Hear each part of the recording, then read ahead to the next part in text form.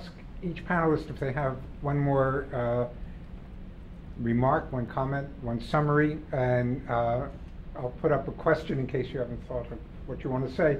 And that is, what are we going to say when we're here in 9 years, in 2020, about broadband wireless? Are we going to think it's hot stuff, or where's it going to take us that we don't already have? Maybe I'll go in the order that we started. Frank, do you want to comment on? You don't have to answer my question. Anything you want to say to wrap up? So just to wrap up, I'd like to rebound on the last remark to say, as the US will be among the largest countries, the first one to deploy 4G LTE, and that 4G LTE is the required infrastructure to deliver a great mobile internet experience. It's a unique opportunity for the US to regain leadership in the wireless space. The only missing link there is to have enough capacity. And so that's where, as the first wholesale provider, we expect to add capacity to the market and to allow many players to innovate and to use that capacity in the way they want. Now to your question about what can we expect or what will surprise us in the coming years, I would put on the table the fact that mobile voice over IP will happen much faster than we anticipate. Bart, do you want to wrap up? Yeah, I'm just thinking I'd like to go back to the fiber example. For example, in 1990, I was pulled into South Korea, and they were trying to figure out how to take their network to be world class in the year 2000. Now, South Korea has rocks like nobody has rocks. So there's Seoul and 4 other cities that have 75% of the population. So he said it's pretty obvious. What you do is you put fiber into these fiber rings into these cities and trunk them together, and then the chaebol can hook up their PBXs and routers, and they get off your back. And then you can have the fiber rings sprout tentacles to do cable TV service. There wasn't any. You'll have cellular towers. There wasn't any. I suggested looking at CDMA to go do that. I said there'll be two-way data communication. There was no World Wide Web in 1990. This is 1990. And what we did for this was we did a P&L. The Koreans said, "What do you mean P&L?" I said, "Yeah, there's things called customers. They pay money.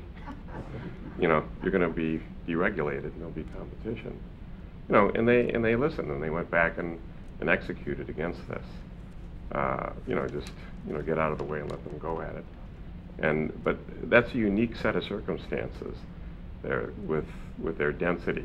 You know, you can't. Wireless is very compelling in lots of other parts of the world. The half the phones that are sold are these $20 GSM phones going into Kazakhstan and Chad, and you know that's not what we're talking about here. That's what they do, and we'll see what happens. And that's where I would expect the interesting things to happen, is in that emerging market area that is now really taking off, and we'll see what they come up with. Do a lot with narrowband wireless. Jack, did you want to? Yeah, I would just like to say that broadband holds a lot of promise, in the society, in the economy.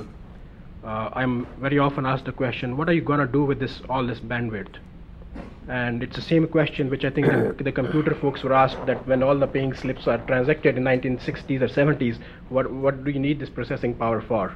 So I think we tend to overestimate the near future, but underestimate the long-term benefits of broadband. It has immense potential, and I see machine-to-machine, I see holographic projections, things like that coming in. But obviously they need the supporting ecosystem to develop as well. So it will evolve over a period of time. The only point I would like to state is that for that to happen, we have to keep in mind that there has to be sustainability of infrastructure as a business model. Whichever model we follow, LTE, Wi-Fi, or whatever, the sustainability of the business model is at the core of investment and innovation in this sector. Well, I probably won't be on this panel in 10 years because Wi-Fi won't be deployed like it is today. I'm if you remember back 10 years ago, in 2001, a Wi-Fi access point cost about $500, if not more, and probably the number of people that had access to Wi-Fi gear, for example, was many orders of magnitude less than today.